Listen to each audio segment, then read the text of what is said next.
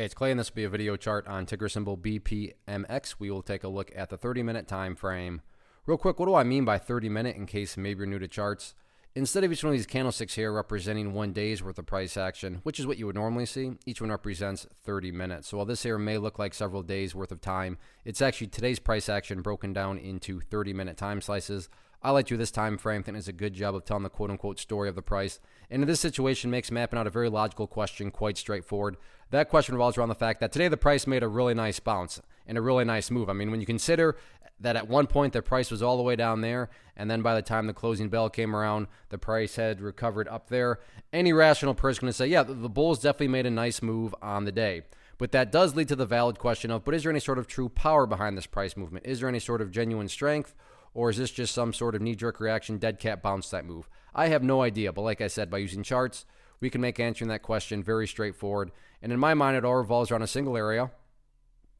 And that area is right here at about 0.192. So 0.192, why is that level so important? Well, hopefully we can all agree on the logic that price movements with true power, with genuine strength, the price is going to progress forward. The price is not going to go back to where it was.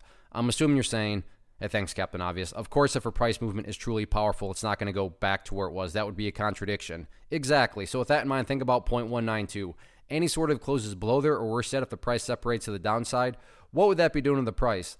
That would literally be putting the price right back inside of this range where the price was when it was flirting with those lows. Again, going back, not a sign of true strength. Whereas let's say the price does something like this, where it pulls back, behaves in this manner, and then starts to work its way back up.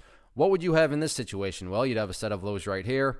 You'd have this previous set down there. If you picture each one of those as stair steps, well, hey, now you have stair steps progressing in the upwards direction. And again, that's the name of the game. That's what a truly strong move is going to do over time. It's going to make progress forward. And in this situation, I'm just defining and quantifying the phrase make progress as, again, 0.192.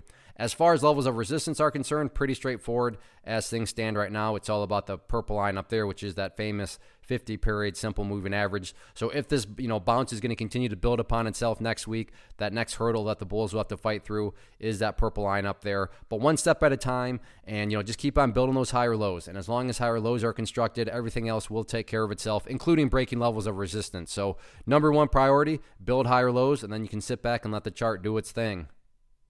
One of the biggest questions that I get is, hey Clay, how do you find the stocks that you trade? So what I've done is put together a free resource guide where I talk about the tools that I use to locate stocks that I find interesting and think may have potential. So if that sounds like something that could add value to you as a trader, then click on the image that is up on the screen right now and I will email you the guide. The guide itself is very short and to the point, and best part, it's completely free. Thanks for watching the video. Let me know if you have any questions.